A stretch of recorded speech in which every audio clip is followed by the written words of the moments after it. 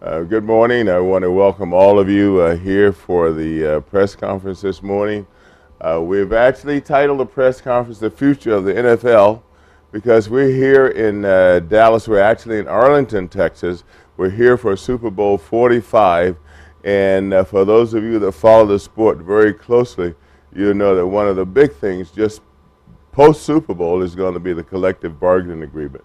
So that's where the title, "The Future of the NFL," comes from, because after Sunday's game, Super Bowl 45, will be entered into a new era of NFL football history.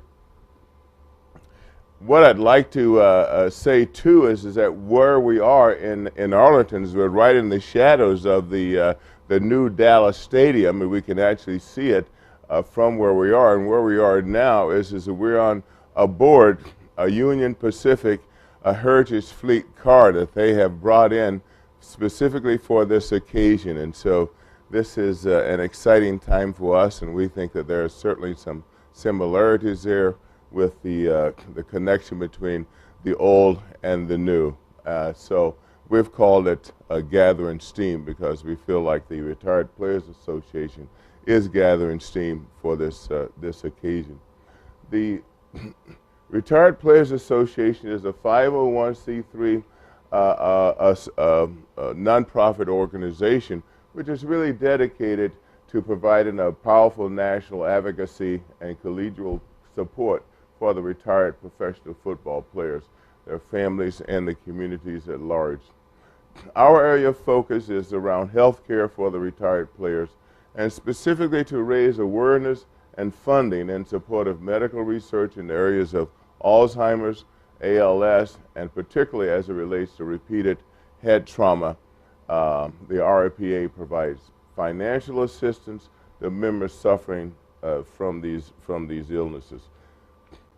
The NFL is doomed for failure in the upcoming collective bargaining agreement unless it remembers the past, meaning the retired players. The issue of health care for the retired player is something that must be resolved during this collective bargaining agreement. And the reason we say that is because we have endured really past collective bargaining agreements where none of these issues have really gotten worked out. We really can't, as retired players, and some of us, you know, at the point where we are in our lives now, we have to go through another cycle to wait for another collective bargaining agreement. We just feel that this population, this class of retired players, will not be around. One of the things that I think that's fitting to remind us of the old players is the game itself. We have a couple of the oldest teams, the Green Bay Packers and the Pittsburgh Steelers, actually playing in the game, the Super Bowl 45.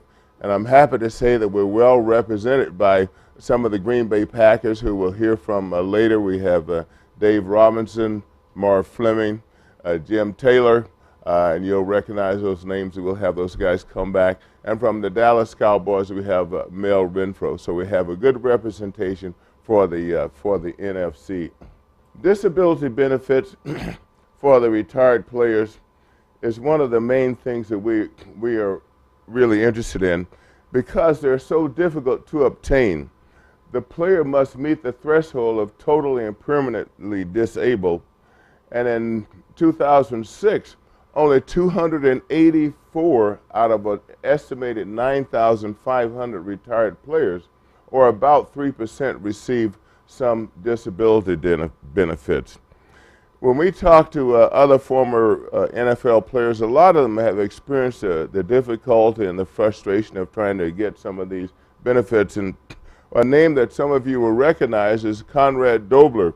Now, it's kind of ironic that Conrad Dobler would come up with all these injuries, because those of us who played against Conrad Dobler remember that he was the one going around causing all this havoc. And so if he's got these kinds of problems, then you can imagine what the rest of us might be going through.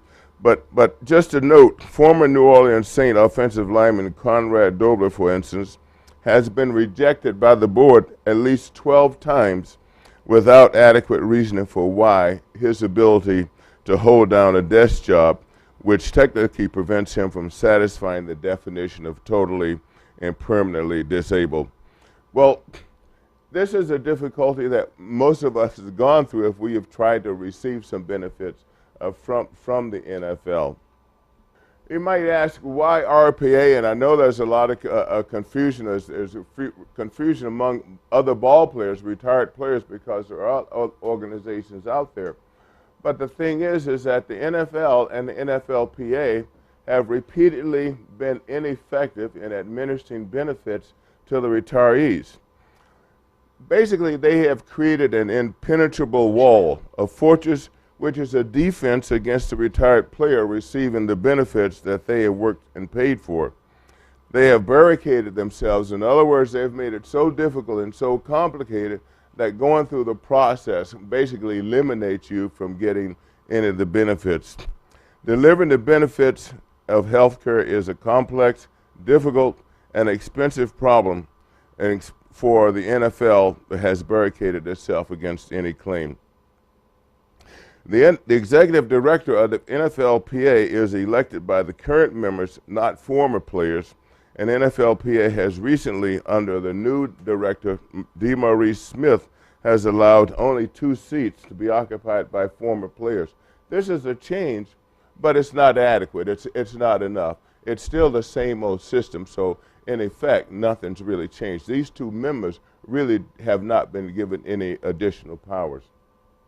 The other organizations, again, on the idea of why do you have these other organizations, and I know it's confusing, and this is why I wanted to hold this press conference, because I really wanted to let people know who we are and what we've done and why we're there. Now, Gridiron Greats is an organization headed by Mike Dicker, who's a great guy and has done a lot of good work, and particularly in raising funds and having promotions and bringing about awareness to the plight of retired players. But they have basically proven ineffective in administering a comprehensive and sustainable benefits package for the retired players. Gridiron Greats is known for basically bringing these players out, and this is something that I'm not totally for. This is that where we really expose the players that are having these difficulties and having these needs. You know, these guys have pride and they still want to be treated with respect. The NFL Alumni Association, and what's going on now with the retired players between the NFLPA and the NFL retired NFL alumni, is just kind of this battle going on. Which one do you choose? Which one do you go with? The truth is that you're really not gaining anything by going with either one of them. We know the history of the NFLPA and what's been happening to us, particularly under Gene Upshaw, but I contend that there's not much difference in the alumni. The alumni has really never had the basis for treating the retired players or providing those medical benefits. They're mostly a charitable organization, and that's been their strong point. They are making some changes, and they're trying to make some adjustments.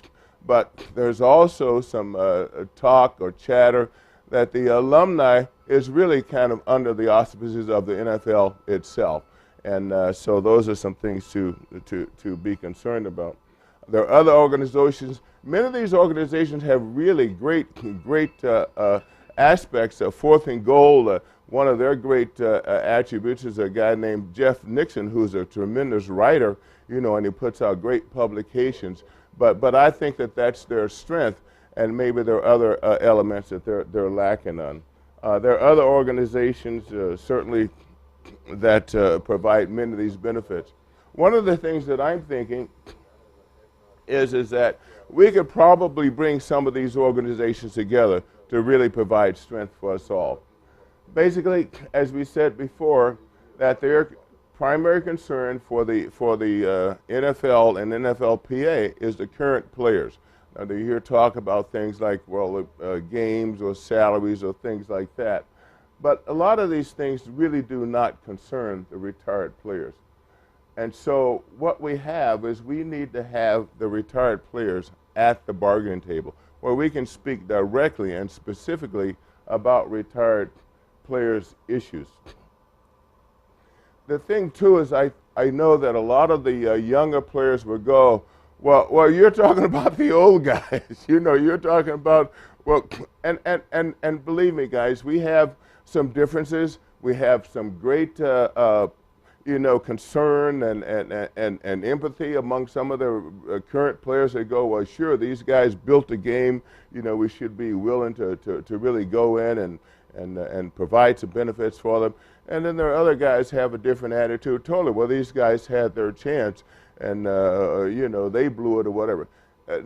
These are not true pictures of what happened in the National Football League. What I want to encourage you is to really look at the plight of the NFL and the NFL Players Association as it is right today.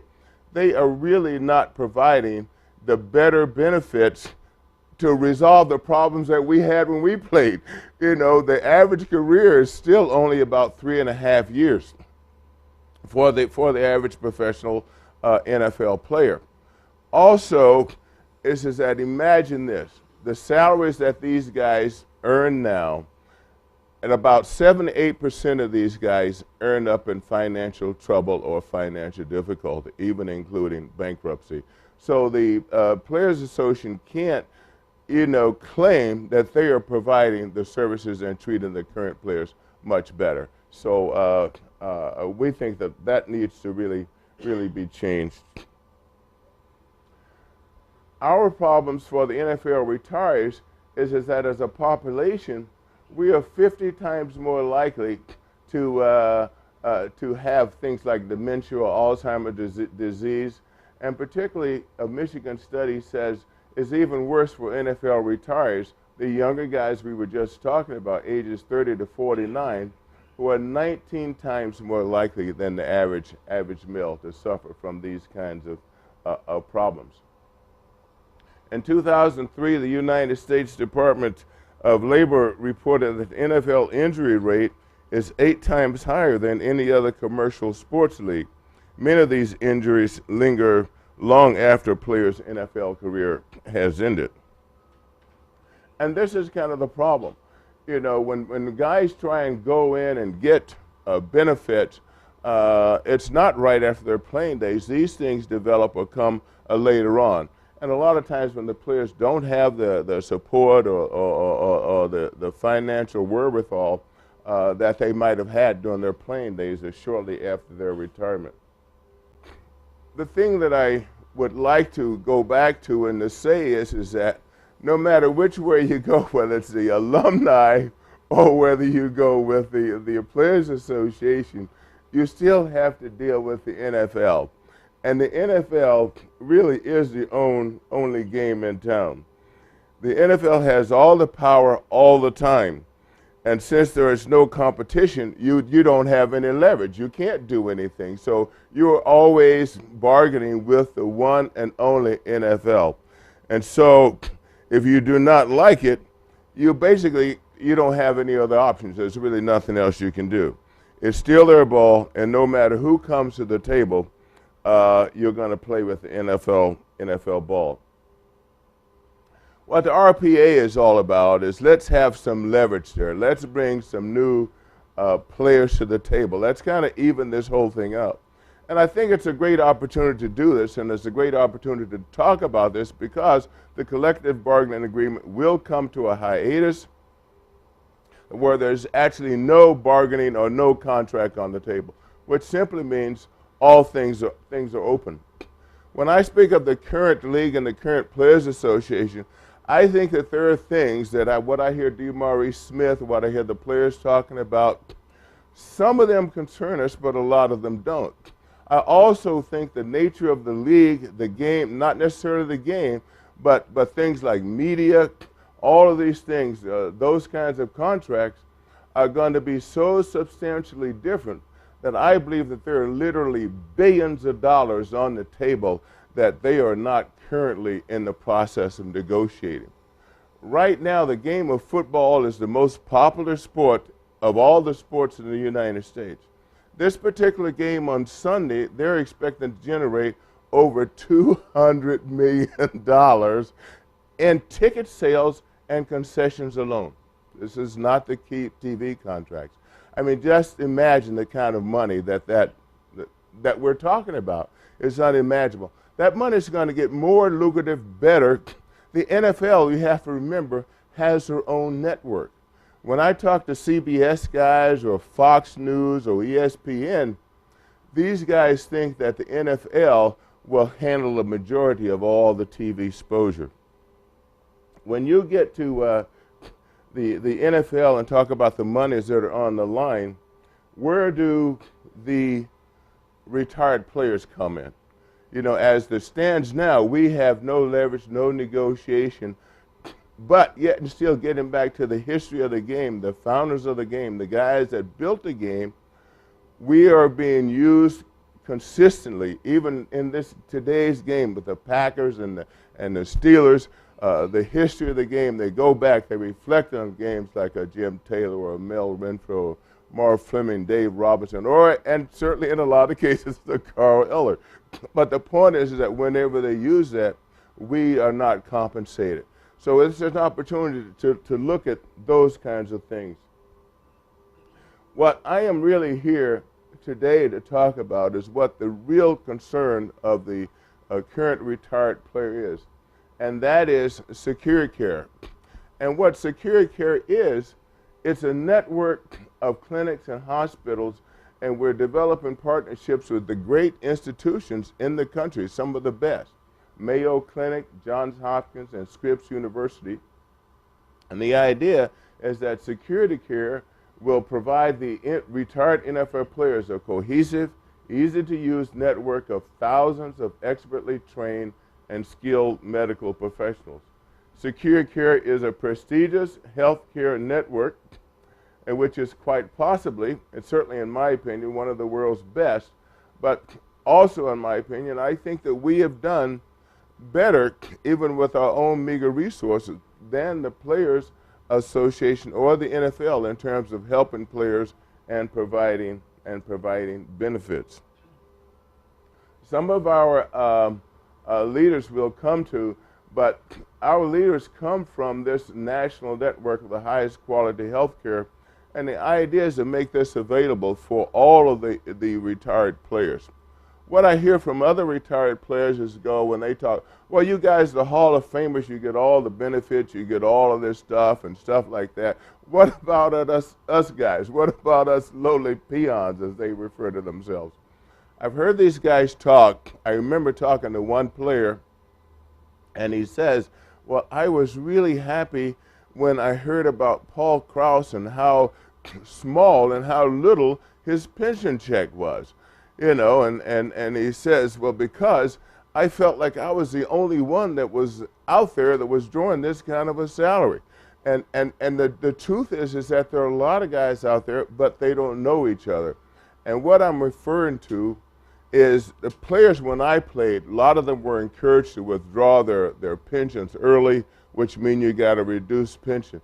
If you fast forward 20 years later, you know, it's a few $100s, $500, maybe $600. Compared to what these guys get today, it's thousands and thousands of dollars. So, you know, there's a whole truth kind of thing that guys are reflecting on that says, man, you know, I need help, but where do I turn and where do I go? Here are some of our leaders, Dr. Patricio Reyes, and we will talk with him later. We'll bring him up. I will have a phone call, a conversation with him. Now, I've gotten to know Dr. Reyes simply because that he is one of the leading persons in particularly brain trauma and head trauma, brain injuries. He is a neurologist and a neuropathologist at the Regents Hospital in Minnesota, and he's presently the director there. But he has been a pathfinder in terms of brain injuries, collecting the brains and researching. In Minnesota, they have one of the oldest brain banks and one of the largest brain banks, and he is the director of that. More importantly, he has been an advocate for identifying as well as improving the healthcare needs of all ethnic groups and high-risk populations. He was a volunteer physician for Golden Gloves, and he's worked with boxers who, these guys are known for having their head injuries and the trauma, those kinds of things. Another advocate and one of our leaders is Dr. Laura Aberton. She's at Scripps Hospital, and she is on a group that provides sports care for some of the sports teams in Southern California. She has been a great advocate for us, kind of been a leader in us getting some of the other institutions on board, and we're very proud and very happy to have her, and she's an inspiration for us. Another gentleman is Dr. Jack Burt. Now, he's an orthopedic. He's a great speaker. He goes out and he does a lot of a talk about the particular care that the athletes get.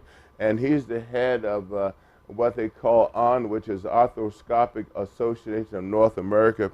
These are basically the guys that provide all the knee surgeries and shoulder surgeries around the country. And this organization is about 3,000 members. We may be able to get him on the phone with us too later today. But this gives you some example of the quality and the type of people that we have, and also the coverage that we have. This is a very comprehensive network of professionals, and we are the only organization that's really put something together like this. There are bits and pieces, you know, the NFL keeps adding bits and pieces of different programs, and these guys come up with these kinds of things. But we have put this together. Our organization has been able to put an organization together where we actually help people. Players have access to us. We have helped approximately 500 players, and what we do is we provide them total access to health care. Now, these assessments and evaluations are expensive because they get evaluated totally, you know, from the, you know, head to toe. They do the orthopedic stuff, they do the cardiovascular, internal medicine, and also they do the brain, the psychoanalysis, the mental analysis, including, you know, any brain damage, concussions, and things like that. The other idea is that we want to talk to players, current and past players. We want to talk to the fans. We try to get input from all of these people. We want to include people. That's why we want to include these other organizations. They have great strengths, admittedly, but the point is that they have not been able to put together a complete care system for the retired player. And by that I mean where they have easy access and total care, but also total quality care. Health care is a matter of life and death for retired football players. Players that made the game of football what it is today, these are the guys that paid the price, financially, physically, and mentally. Those players who have suffered career-ending injuries, who suffer with the pain and trauma of those injuries daily. It is for these individuals that the Retired Players Association is able to announce security care. I want to go back and say it's not just for the old guys. Guys are ending their careers today. I mean, a guy could have an injury, his career could be over, you know, today. Some of these guys that may play in the game on Sunday, that may be their last game. They may need to go in and receive care, or they could have a critical head injury. So it's not, you know, the old guys. It's just something that could be used today. What we are planning is that we would do screens on certainly all the retired players. This is something we want to do. We want to do some brain screens on all the current retired players. But we'd like to extend that to guys coming into the league so that we could have a database so we know what the situation is when they come in. And when they leave, we can test them again so we know if they've had brain damage or anything like that in terms of later repercussions. Those of us that are here today, I mean, this is a really historic moment. You know, we're not only on this, you know, this historic situation where we're bringing the Union Pacific Heritage Fleet, and we're here, we're giving a presentation in the shadows of the Super Bowl Stadium, the Cowboy Stadium here in Dallas, which is the newest and most modern. But this is all taking place too right in the face of the collective bargaining agreement, which is, as I said in earlier, which is going to determine the future of football. We know that health care will be a component of the upcoming collective bargaining agreements, between the NFL and NFL owners, and health care is not the primary concern for the NFL owners or the NFLPA. They talk about things like salaries and a number of things, which are obviously very important. But health care for the retired player is a matter of life and death. When I say that, I don't say that in a vacuum. I say that because I know and I've experienced a couple things. One, and just in the past year, I've had a teammate, Wally Hilgenberg, who was a great player. I mean, he was an enthusiastic, dedicated ball player. He suffered over the past few years, and they were trying to determine what the cause of his injuries were, whether it was Alzheimer's, Lou Gehrig's, or whatever. What they finally came to realize is that his death was the result of brain injuries and head traumas. They know that now because they sent his brain to the brain bank, and they made the diagnosis there. One of the things that I have personal contact, not just with the players, but with the families as well. And when I talked to his wife, Mary, and I've known Mary for as long as my whole career, you know, some of you guys do too. And I talked to her on the phone, and she says, you know, I told her what we wanted to do. We wanted to somehow, you know, celebrate his life, you know, the things that he offered, the things that he brought to the sports, his love of the game. And she said, well, like, in her words, football killed him. She says, and he loved football. That's the irony of the whole thing. These guys that play the game, that they play the game because they love it, you know, and they should be provided the kind of health care that allows them to play the game, but still takes care of them when they get injured. The sad part about that is there are other players I know that are going through the same thing. And where do they turn to? Where do they go? I don't think that should be the way the NFL is dealt with, or the way that the players who play in the NFL should be dealt with today. So the future of the NFL, I would say let the future of the NFL include the Retired Players Association. You know, it's proven that we've been able to go out and to put together a medical package that I think is probably one of the best ones that's been provided for the players to date. We want to make that known. We want to let players know that this care is there, that they have easy access to it. It's not something that you're going to have to jump through the hoops to get. It's something that's available for you, and it's there for you. And it's there for a lifetime. And this is what the Retired Players Association has really concentrated on. I think it's our hallmark. I think it's our, you know, it's going to be the kind of things that we're going to be known for. But we also will go into other areas. But right now, we want to just concentrate on the health care, let everybody know that this is the quality of care that we have, and these are the things that we're providing. Before we go to questions, I want to try and see if we can't get our doctors on the line, and maybe I can have Michelle help us with that. And Michelle, who's been a tremendous volunteer for the Retired Players Association. But as she does that, the things that you really should remember, some of the facts, some of the statistics, some of the things that we're actually dealing with. If there is an opportunity for us as retired players, whether we're Hall of Famers or not, I think this is the time to do that, to really look at how we can make a difference, what we can do to change the way things are going. You know, and when I talk about the Secure Care program, I'm talking about it from a first-hand knowledge. This is a program that I've gone through. You know, I've received some of the benefits of it.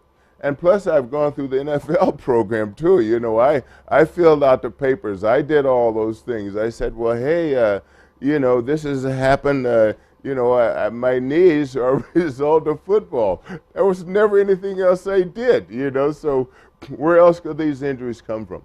But yet, flat out, you know, those things are denied. This is not an unusual experience. This is an experience that the average NFL retiree will go through. As we're trying to get our doctors and physicians on the line, we will have introductions of our current Hall of Famers that are here with us today in just a moment. But If we do have questions from the audience, we'll take these and we'll try and answer them as we wait for our doctors. From a player standpoint and from a public standpoint, what is our call of action? What can we do to help? Well, our call of action, first of all, is that we want people to join the RPA, Retired Players Association. But in order to do that, we want to let them know about it. We want to get the word out. So we're going to ask members that are here today to really talk about, you know, this meeting, what we've done, what they saw here, and get more players involved. And also we want to let the public know too. So it's a matter of awareness. But we do have a website. It's retiredplayers.org. So they can go there. They can join up, and they can keep up with what we're doing. Yes. I'd like to put my little 2 cents in there, in case anybody wants to ask any question that has happened. But I feel very deeply about these things we're talking about now. I think what's happened in the past, pro football players, you know, back in the 1930s and 40s, pro football. Okay. Okay, sure, and we'll use my microphone. Okay, here. Okay. I'll just stand here. Can you hear me now? All right. I have a loud voice. Can you hear me now? All right. What I was going to say is I realized this. In the 1930s and 40s, pro football looked at the same way professional wrestling is. It was a joke. It was nothing. And they were ball players who played for next to nothing, who left blood, sweat, tears, body parts. They got beat up on the field. They made this game. Took it from a game with no respect to the most respected, highly rated sports activity in the United States today. And yet, the people look forward and don't look back. The problem is there's going to be a new CBA. We understand that. I think they may have something to do with retired players. But if they follow the lead from previous CBAs, it's going to take effect in 2011 and cover people in the future. We need them to turn around and look back.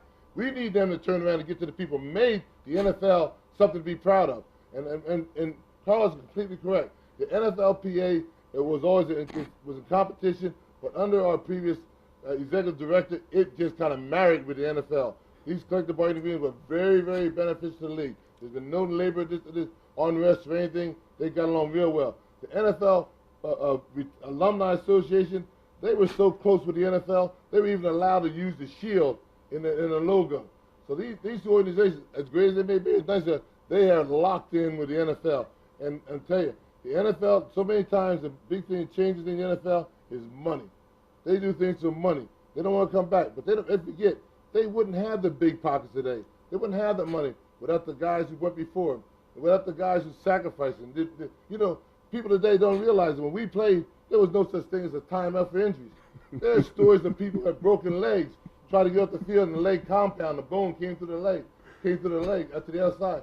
They had to. It was a charge timeout. There were people who had neck and back injuries, and the teammate would grab them by the shoulders and drag them off the field. It was a hard time, but yet these are the guys you talk to them today who went there. They say, I love the NFL, I love pro football, I love to play some more. The reason why they've taken advantage of the old timers is because we love the game so much, and they've taken our kindness for weakness, and they've trumped on us. Now's the time. If we don't stand up now, like Carl said, it's going to be a long time before another CBA comes up. And by the time it comes back again, it's going to be too late. In fact, I don't even know if I'll be alive for this.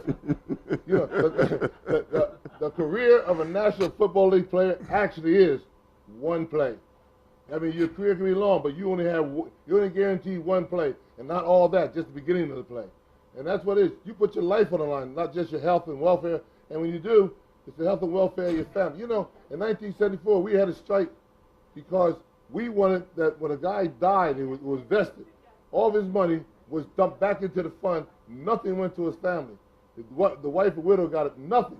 And in 1974, that was what the strike was all about. We struck and came out of that strike.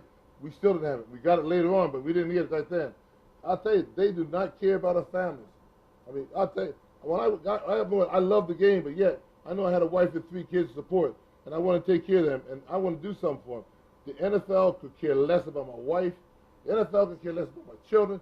The NFL could care less about anybody except can I perform for 1 hour every Sunday afternoon. If I had to be shot up, juiced up, whatever it took, they want to be there, ready to go 1 o'clock Sunday. And then for 14 games a year, and then when you're done, they say, you were a hell of a football player, Dave. We love you. See you later. And then that's it. And that is it completely. And I'll tell you, The Retired Players Association has a lot of things they can do, a lot of things I hope Carl, I know Carl's got a heart almost as big as his feet. No, nothing that big. Nothing that big, I'll tell you that. I think got the right man. I think he's going to do it for us. I just want to just say that, all right, Dave Robinson, I'm not a Hall of Famer. I'm one of those grunts out there that got beat up, but I'm with him, and I think you should be with him too. Thank you. Okay. Well, thank you, Dave. You know, the thing is, Dave obviously expresses himself real well, and you can see the passion.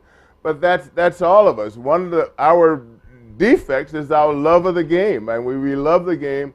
And the other part is that we love the game, NFL and all. That's the bottom line. There's no question about that. But it's the pride and the respect that goes along with that. You know, we still have that, and we want to maintain that. I understand that we may have our physicians on the line now. We have Dr. Reyes and Dr. Jack Burt on the phone. So, of course, you guys recognize my voice. Hello, Dr. Reyes and Dr. Burt. How are you, Carl? Good morning. Dr. Reyes, why don't we start with you? And we do have your picture up on. So, good morning. How are you? Fine, thank you, Carl. First, I would like to congratulate you for your vision and commitment to address some of the critical healthcare needs of retired NFL players. And I'm extremely honored to be a member of your board of directors and medical team that will be charged to develop a more comprehensive way of assessing, diagnosing, and treating not just the players' medical issues, but also their psychological, social, and emotional status. If we truly care, I believe, about our players, we should use the same approach and standardize thorough evaluation to be applied to players even before they enter the NFL and while they are actively playing for the league. And many of our players who enter the league are high school and college graduates in their teens and 20s who are generally healthy, confident, many times overconfident. And yes, they deserve lucrative contracts that could make them instant celebrities. But we must help these young athletes learn how to cope with the recently acquired fame and wealth by offering them both medical and psychological assistance. And another thing that I'd like to share with you guys is that it is very important to start looking at the short and long-term effects of injuries. In particular, trauma involving the brain and spinal cord. Recent studies are now telling us that even mild trauma and various degrees of concussion and spinal cord damage could be associated with degeneration of brain cells months or years after the injury when you retire. And these could result in memory loss, impaired judgment, inability to carry out simple activities of daily living, depression, suicide, agitation, and violent behavior. And more recently, Lou Gehrig disease, which is a form of nerve and muscle degeneration, has been reported in retired athletes. So periodically we hear and read about star athletes we have adored and admired, like many of you, who have suffered from these conditions, yet there's been no cohesive movement to unravel them. Yes. I believe it is timely that we support in every way we can a dedicated and player-centered organization such as the RPA, which will focus on the players' healthcare concerns that will include prevention, early diagnosis, research, and new, effective, and safe treatment of sports-related injuries. So I look forward to working with you all. Okay. Thank you. Well, thank you, Dr. Reyes, and we will sure put this in a form where we can amplify it and also print it and pass it out. We are really fortunate to have some of our players here today that know and understand exactly what you're talking about. along with Dave Robinson and Marv Fleming, we have Jim Taylor, Hall of Famer Jim Taylor, and also Hall of Famer Mel Renfro. We will get to them later, and we will get a special comment from them. But right now, maybe if Dr. Jack Burt can come on and answer and maybe say a few words. And before I introduce him, he is former head of Arthroscopic Association of, I have to look here, North America. Yeah, okay. But what I do know what this group does and how important they are. There are about 3,000 orthopedic surgeons around the country, and he is a very avid spokesman and is willing to come out and talk to players and groups, and he's volunteered to do that. And I just want to thank him as well as Dr. Reyes for joining us today. Dr. Bart, are you there? I am, sir. Thank you very much. And Dr. Reyes was very eloquent in his introduction. I disagree with him on one thing, though, Carl. I don't think either one of us can help you psychologically, but...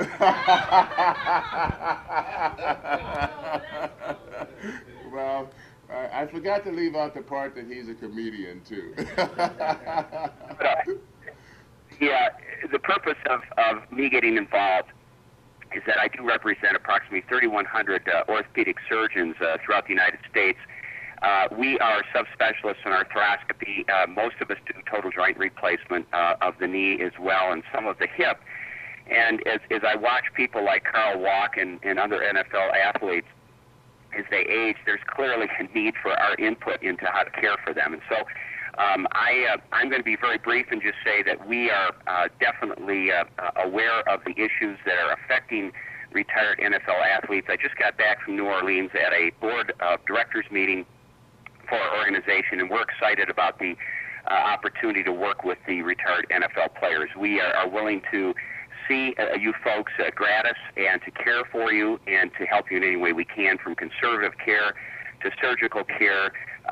We are willing and able, and we represent every state in the country, and there's tremendous expertise within our organization. So I would echo Dr. Ray's comments that I'm proud to be a member of this organization, and I will help in any way I can, and hopefully will represent those physicians in the country who are more than willing to get involved with care and treatment of retired NFL athletes. Thank you, Carl.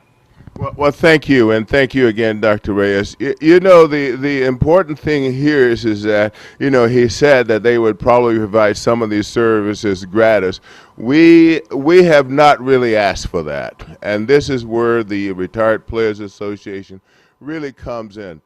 But what you can see and what you can hear in the doctors' voices is that when I talk to these guys, they go, well, you guys don't have this kind of care, you don't have this kind of plan.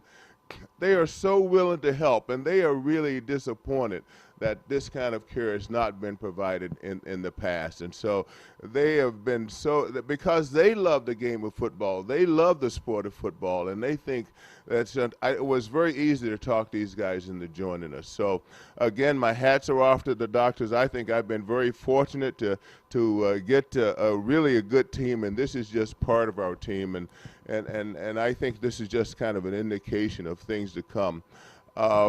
I think we've had a great time here this morning. I feel like, you know, I've had a chance to say what I wanted to say. I appreciate the guys coming out, you know, Mel Renfro, Jim Taylor, Marv Fleming, Dave Robinson. There were other guys that just couldn't get here this morning because of the snow. We were lucky to make it ourselves. Guys like Krause, Paul Krause, Dave Wilcox, you know, Charlie Taylor. Oh, man, so many guys. They're so excited about this because they themselves have this kind of need. They talk about the care they're going through. They were seeing doctors. So I am just proud to be part of that.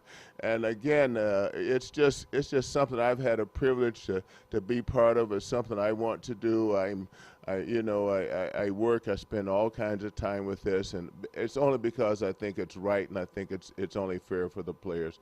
And so thank you for being here. Thank you for coming. We will have some interviews from the other players later as we go along, and this is what I think the future of the NFL should be about. And thank you again for being here today. Thank you.